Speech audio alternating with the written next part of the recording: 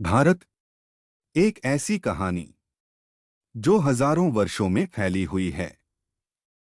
एक ऐसी यात्रा जिसमें सभ्यता भी है, संघर्ष भी, ज्ञान भी और पुनर्जन्म भी। भारत एक ऐसी धरती जहां नदियों ने सभ्यताओं को जन्म दिया, जहां विचारों ने दुनिया को दिशा दी और जहां इतिहास सिर्फ समय नहीं, एक पहचान बन गया। हजारों साल पहले जब दुनिया के कई हिस्से संघर्ष में थे, भारत की धरती पर एक नई शुरुआत हो रही थी। नदियों के किनारे लोग बसने लगे, छोटे घर बनने लगे, खेती शुरू हुई और धीरे धीरे एक महान सभ्यता आकार लेने लगी। यह थी सिंधु घाटी सभ्यता, एक ऐसी दुनिया जो अपने समय से कहीं आगे थी।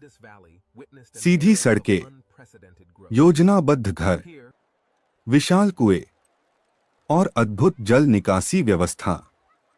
यह केवल शहर नहीं थे, यह एक विकसित सोच का प्रमाण थे।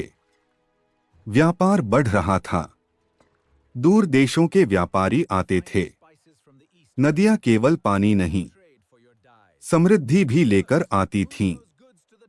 लेकिन इतिहास हमेशा रहस्य छोड़ जाता है। एक दिन यह महान सभ्यता धीरे धीरे गायब होने लगी और पीछे छोड़ गई। सवाल, समय आगे बढ़ा और भारत ज्ञान की धरती बन गया। दूर देशों से छात्र यहां आने लगे। नालंदा, तक्षशिला, ये केवल विश्वविद्यालय नहीं थे, ये ज्ञान के मंदिर थे। गणित, खगोल विज्ञान, चिकित्सा और दर्शन। भारत केवल सीख नहीं रहा था, भारत दुनिया को सिखा रहा था। विशाल वृक्षों की छाव में गुरु पढ़ाते थे, विद्यार्थी सुनते थे और ज्ञान पीढ़ी दर पीढ़ी आगे बढ़ता था। फिर आया भारत का स्वर्ण युग।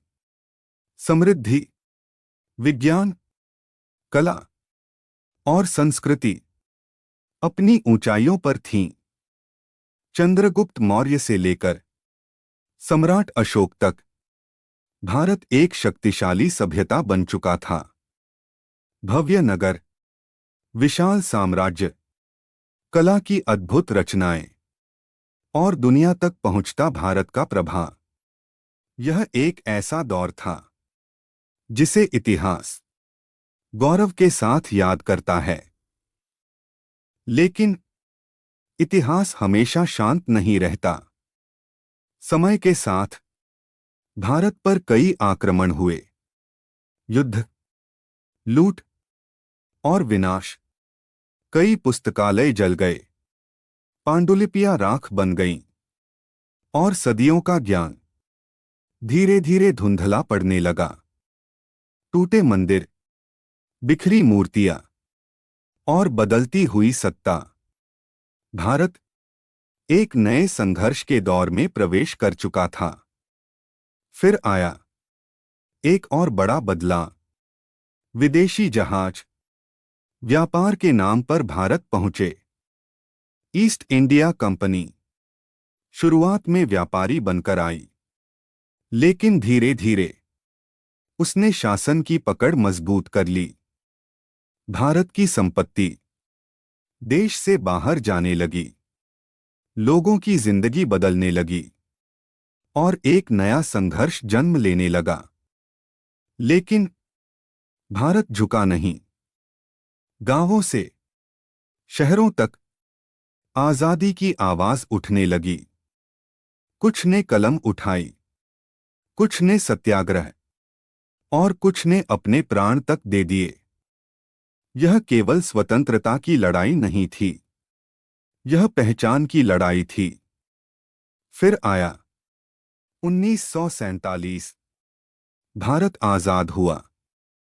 हर ओर जश्न था, लेकिन इस खुशी की कीमत बहुत भारी थी। विभाजन, लाखों लोग बेघर हुए, परिवार बिछड़ गए और इतिहास में दर्ज हो गया मानवता का एक दर्दनाक अध्याय। लेकिन भारत रुका नहीं। समय बदला, नई शुरुआत हुई। घाव गहरे थे, लेकिन उम्मीद अब भी जिंदा थी। आजादी के बाद भारत के सामने चुनौतियां कम नहीं थीं। गरीबी, विभाजन का दर्द और एक नए राष्ट्र को खड़ा करने की जिम्मेदारी। लेकिन धीरे धीरे नई सड़कें बनी, नई संस्थाएं खड़ी हुईं और लोगों ने एक बेहतर भविष्य का सपना देखना शुरू किया।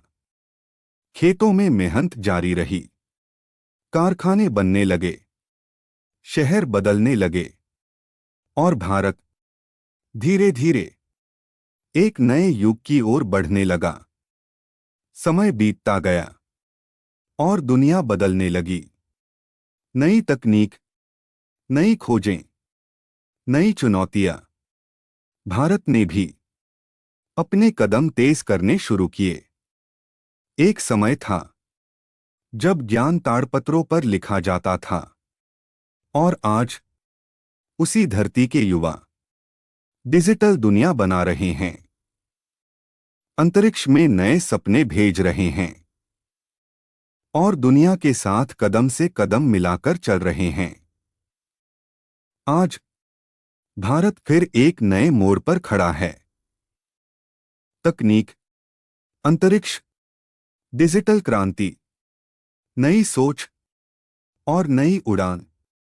भारत बदल रहा है, तेजी से आगे बढ़ रहा है। लेकिन सवाल आज भी वही है, क्या हम अपने इतिहास से सीख रहे हैं? क्योंकि भारत का इतिहास सिर्फ राजाओं और युद्धों की कहानी नहीं है। यह संघर्ष की कहानी है, ज्ञान की कहानी है और पुनर्जन्म की कहानी है। क्योंकि इतिहास सिर्फ बीता हुआ समय नहीं, इतिहास हमारी पहचान है।